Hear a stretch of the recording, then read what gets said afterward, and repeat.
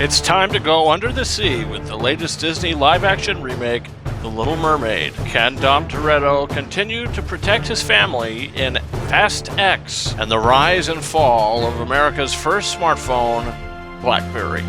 That's today on the King's Corner.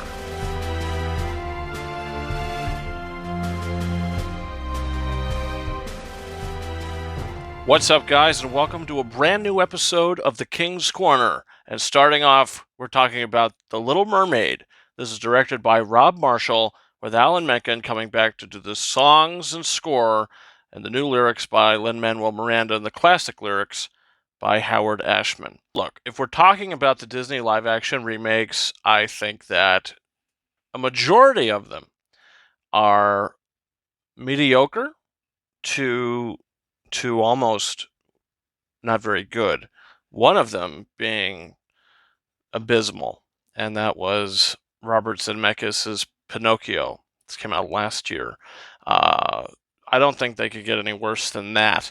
But The Little Mermaid is certainly one of the best live-action adaptations. This is better than Beauty and the Beast, for me personally.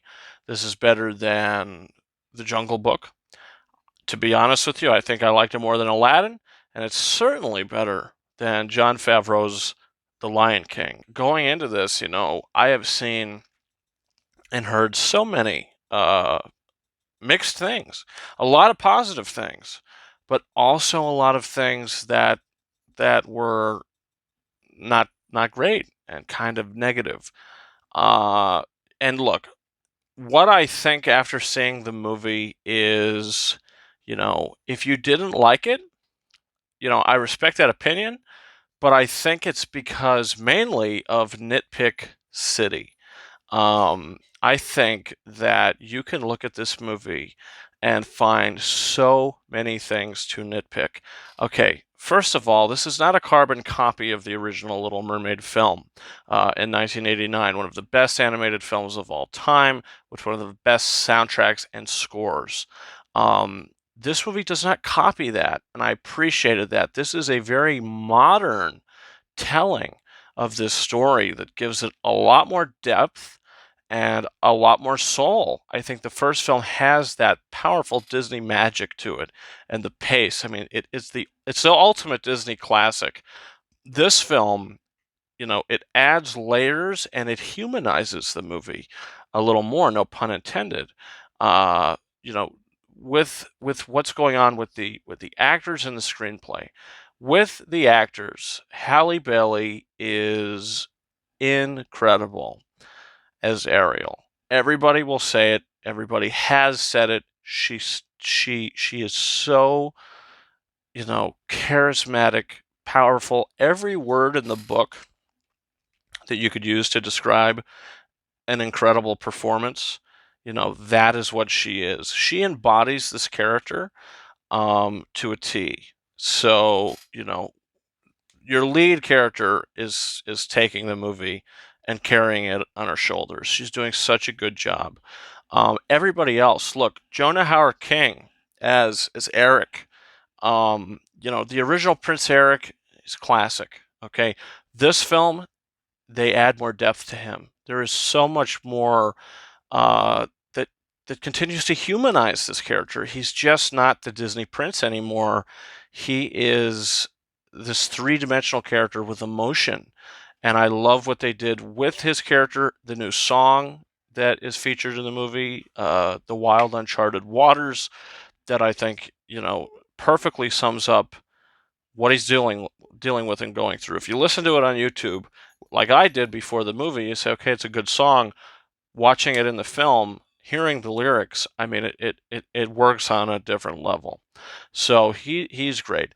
Javier Bardem as Triton. He's not as good as the original King Triton.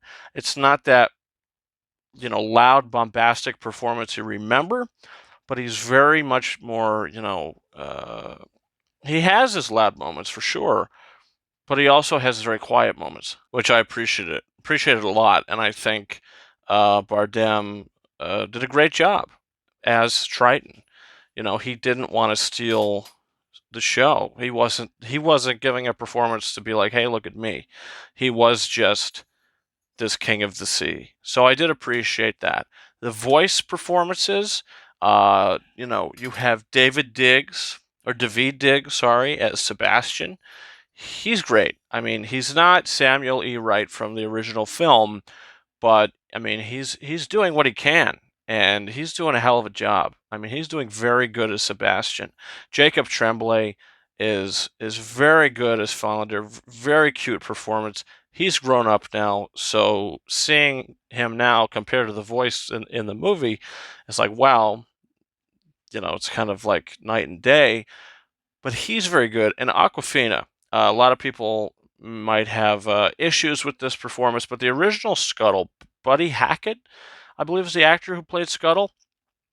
In this film, she's the same kind of character. I mean, she's written the same way. It's just given that Aquafina flair, which is similar humor to what Scuttle had, maybe just dialed up a little bit. And I think the thing that's going to break it or make it for Scuttle is the new song Scuttlebutt, which is sort of a rap song almost with Sebastian kind of coming in toward the end of it. I think it's catchy. I think when you watch the movie, it is just the thing just lets loose, and it almost feels like you're watching something else for a second there. But in the context of the movie, it's fun and it works. Um, so I appreciate it. The lyrics are pretty good. So overall, that worked for me. And finally, look, I want to touch on Melissa McCarthy as Ursula. I was so excited when I heard Melissa McCarthy was cast as Ursula. Finally, seeing this performance in this film. I thought the visuals looked great. Her tentacles, all of it. If you had mixed feelings about it in the trailers, I urge you to watch the movie. She steals the show for me. If Halle Bailey doesn't steal the show, Melissa McCarthy steals the show. She is so charismatic, just as Pat Carroll was in the original film. She delivers these lines so well, and she adds an extra sort of flair to it that totally works for this character. Poor Unfortunate Souls is my favorite moment in the movie. It's my favorite scene. She steals it. Alan Menken's new instrumental version of the song. It was so good and so well realized. That whole scene was so well realized. She's fantastic in this movie. And then the final, I guess, performance I want to talk about is Jessica Alexander as Vanessa, Ursula's disguise. She is only in the movie. She might have 2 minutes of screen time, but I'm not going to spoil what happens if you haven't seen the movie that came out in 1989. But when Vanessa gets her, she thinks she wins. When she gets her proud, happy moment. The expression and the expressiveness to Jessica Alexander's face is like, wow, this feels like the Sea Witch. I mean, the tiny scenes she had are incredible. If you listen to the score and the soundtrack, Vanessa's Trick, I believe that's a track name, that little segment in the movie as well. I mean, this actress, she's doing phenomenal things with the limited screen time she had. So congratulations to her. Rob Marshall as a director. This is probably my favorite Rob Marshall film. Look, I haven't seen his Oscar-winning movie. Haven't seen it. I have basically only seen Rob Marshall's Disney stuff. Pirates of the Caribbean, On Stranger Tides, which was fine. Into the Woods, which was fine. Mary Poppins Returns, which is fine as well. This movie takes those films and blows it out of the park. Blows it out of the sea. To be honest, I mean, his direction for the film, a lot of the reasons why it works is because of who's behind the camera. You take what you loved about the original film, you make that into live action, including adding things to the characters. I mean, you could just feel the love and the heart and the soul and the passion that was behind this movie. And the final thing I'll mention is the visual effects and the score. The visual effects in the movie worked for me, I would say 95% of the time. There is a moment towards the end of the movie that takes place with Flotsam and Jetsam. Overall, when we first see Flotsam and Jetsam throughout the movie, I think they look terrifying and incredible. But when they start to, there's a bit where they use their ability, so to speak, that, looked a little off. And I think it might have been how they were interacting with another actor. It was just a little off. And then the effect that takes place after that is a little, it's quick, but it's like, oh, okay, that was a little off. But, if you know The Little Mermaid, you know how it ends. You might think, did they screw the ending?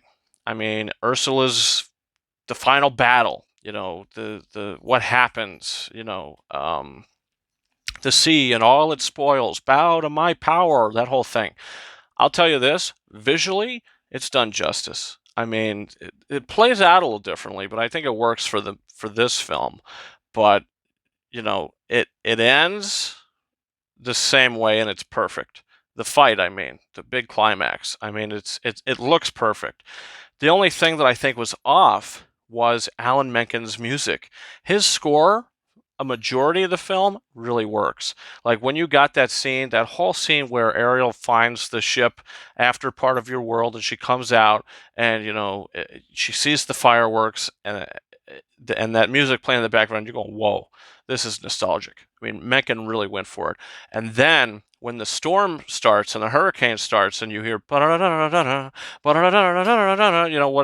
however it goes, I mean, that piece of music is in that is there, and I was like, oh my god, this feels so good, and it was shot so well. I mean, all these scenes, they looked great. The way they were shot, edited, I mean, it was all great, and it all played out wonderfully.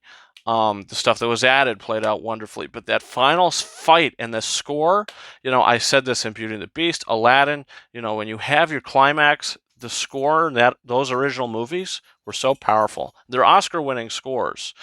Uh, in these live action films with the climax, anyway, the big action pieces, majority of the time he goes just very modern, very bum bum bum bum bum bum bum bum bum bum bum bum, very like, it's not a complex score like you'll hear if you listen to the Eric to the Rescue music from Little Mermaid or whatever. The score in general isn't as good as the original score in the original film, but that's an Oscar-winning score. You have a great score, a very good score in this.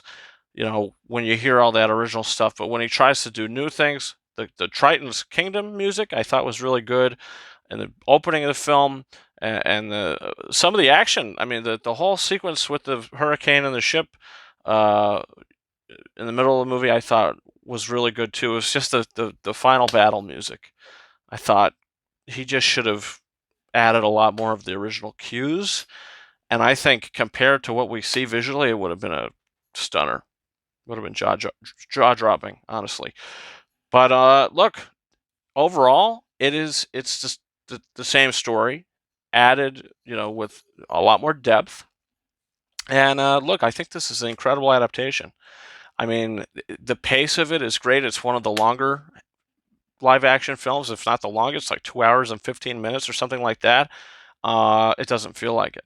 You're watching all that stuff that you love that flies by, and then you get the meat and you get the depth. I mean, uh, you're added just so much more ingredients that taste wonderfully.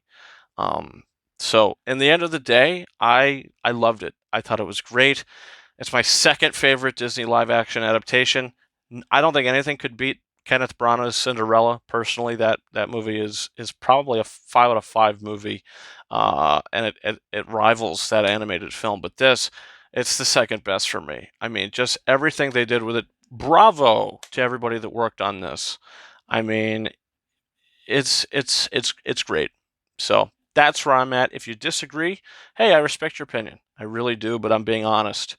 And honestly, my honest rating, thought about it. I got out of the film probably about two hours ago, an hour and a half ago, something like that. So I've had a little bit of time to think. I'd give it a 4.5 out of 5 stars. Yeah, that's my honest thoughts. honest take. Majority of the stuff in this movie worked very strongly for me. Love the way it opened too. I mean, just everything about it. I can't wait to see it again. So that's my very honest review for The Little Mermaid. Now let's move into Fast X. Now I spent almost 20 minutes talking about The Little Mermaid, so Fast X. This is the 10th installment of the Fast and Furious franchise. Saw the movie last Saturday night, so almost a whole week has passed. I've had time to think about it, and my thoughts haven't really changed. After marinating on it, I think Fast X is one of the best films in the Fast and Furious franchise. I think the pace of it is great. I think that it only has a couple moments that slow you down, and overall, you got Jason Momoa as Dante. He's the big bad in the film. He's menacing. He's powerful. He packs a punch, but at the same time, he is so fun to watch and he's so charismatic. Jason Momoa stole the movie for me. For some people, he was a little too over the top. For me, I mean, the series was too over the top when they went to space in the last one. So, this time it's Jason Momoa. He's going for it. He was phenomenal in this movie. So I thought that was great. Vin Diesel, he's just doing it. He's Dom Toretto. He says his lines. He's the same in all these movies. He's great. The supporting cast, they're all everybody's basically the same, but it's just new screenplays, new stories, in all these movies, and the thing is, does it work? And in all these films, we rewatched every single one of them leading up to this, and there is progression of story in the films. F9, I think, is my least favorite of all of them because it starts to feel very tired. It's kind of dull. It's kind of boring, and it started to lose me. This film, it takes it back. It is not dull. It's anything but dull. Anything but boring. Extremely entertaining. Um, and there's characters that come into this and that you've seen before, and you're going to be like, wow, this is cool. This is awesome. And yeah, I mean, is it a little silly at times? Does it go a little over the top? Absolutely. But I think that's what to expect in these films. Listen, at least it takes place on the planet Earth. And I think that's a positive that I could say about it. But everybody, you could tell they do it with care. The new character, Daniela Melchior, what is this actress's name? She was in Daniela Melchior. Yes, she was in the Suicide Squad movie. I believe she played Ratcatcher 2. She had a role in Guardians 3. She's in this, and she's one of the new characters, and I thought she was great. I hope to see her again. She's a good addition, and she's added into the story. She's just not in it um, for nothing. Her character, adds significance to it, so I appreciated that. Um, does it end on a cliffhanger? Yes, it does. Will that upset people? Sure, but for me, this was like The Hobbit, the Desolation of Smog type ending. We cut to black. What's going to happen next? In that film, we had a pretty good idea. In this film, who knows? But I'm down for it. I'm down for the ride. And Fast X is a very solid and strong 4 out of 5 star movie for me. For a Fast and Furious movie is how I'm looking at this. Obviously, if I looked at this and compared it to a movie like Schindler's List, you can't do something like that. This is a Fast and Furious movie. This series knows what it is, and now we just get to see if it can continue to have gas in the tank. And I think we're at a pretty full tank here. I mean, we're kind of zooming off, and I think we got 2 of these left, but loved it. Love Fast X. And it's very rewatchable for me. So yeah, these summer movies coming out. I mean, there hasn't really been a dud yet. The final film we're talking about today is Blackberry.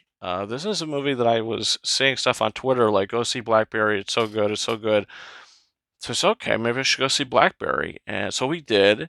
And yeah, one of the best movies of the year. This reminds me a lot of a movie like Air, directed by Ben Affleck, which is also one of the best movies of the year. It's a film that you get to see the creation of something and just the true story behind it. And, this film, you have some surprising performances. Jay Baruchel plays Mike Lazarus, Yeah, he's great in the movie. Glenn Howerton, Jim Balsill, you know, they're the two leads really in the film. Jay Baruchel doing a great job and a dramatic performance. I mean, if the Academy Awards were at the halfway point of the year instead of the end of the year, I think Jay Baruchel would get a Best Actor nomination for this. He's that good. In the movie, the screenplay is strong as well.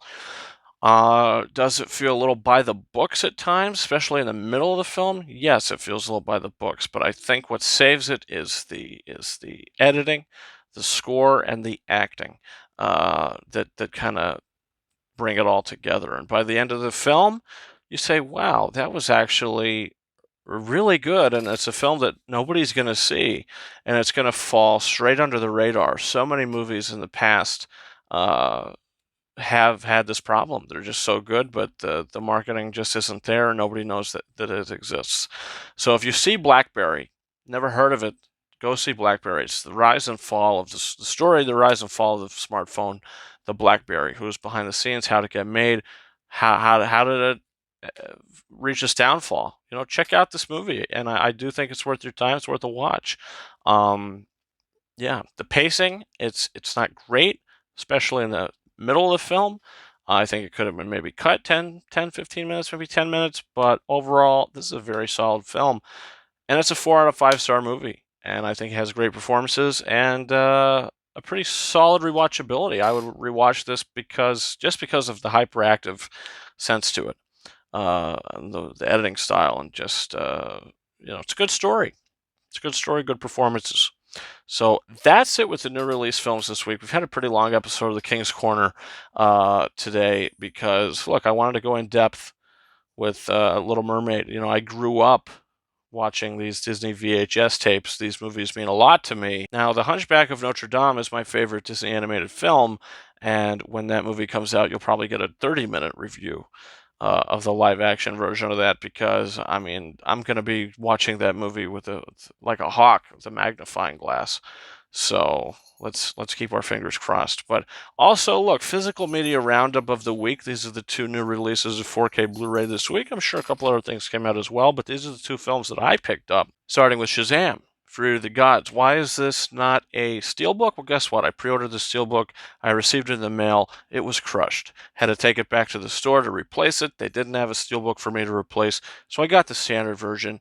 And the artwork is good. I don't mind. It's fine. The first film I have on a standard 4K, so it doesn't bother me too much. And I did watch this on 4K Blu-ray, picture and sound. This could be one of the best discs of the year so far. I mean, it's really good stuff. And the movie is it kind of basic superhero fair family film? Yes, but it's still a good movie. It's not a great movie, but it's a fun little movie. So that's where I'm at with that. Another Warner Brothers release. This is a steelbook that didn't come crushed. It's Creed 3. Again, a great 4K disc, picture, sound. I think Shazam is probably a better disc overall, but this is very good. Creed 3, good movie, continues the Rocky universe. No Rocky Balboa in this, the first movie in the universe to not feature Sylvester Stallone. Hopefully he'll be back in the next one. But yeah, Creed 3, very solid disc. Don't forget to hit that subscribe button for videos in the future. You could check out my live shows, my weekly live shows, Ryan King Live. We give away a lot of these digital copy codes, in the form of live trivia. If you're new to the channel, come on back, join the conversation. Follow me on Twitter, RyanKing72, and Instagram and TikTok at King Arises 131. Thank you guys so much for watching this one, and until next time, over and out.